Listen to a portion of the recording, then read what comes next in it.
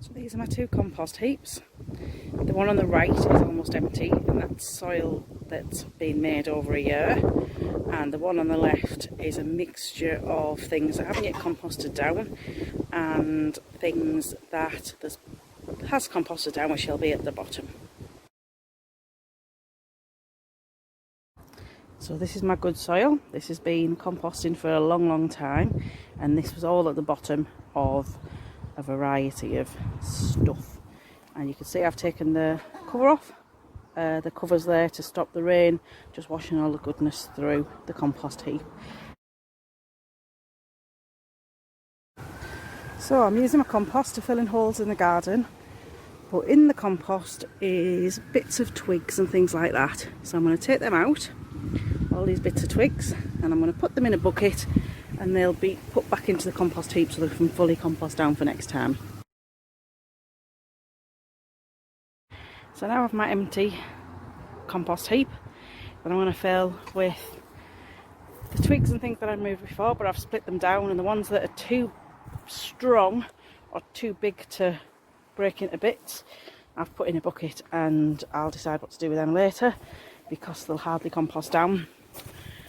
Now I've brought over some old grass cuttings which are quite smelly because just green waste on its own just goes smelly and slimy. And I've brought over some leaves which are very dry, and again they won't compost down on their own very well neither.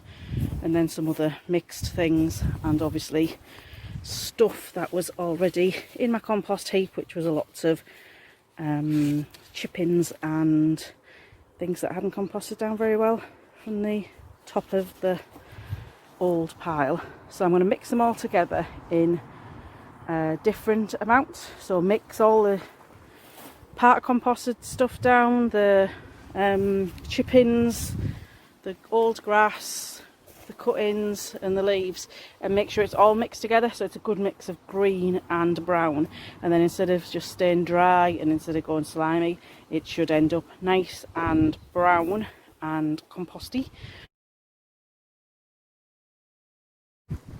So layering it up and mixing all the different types of things together so it's a nice different mix, so there isn't a lump of any one particular type of thing. So I'm now getting down to the bottom of this compost heap, and I've actually got nice compost there, all brown and soily with very few big bits in. So I'm going to keep that in the bottom and again use that around the garden.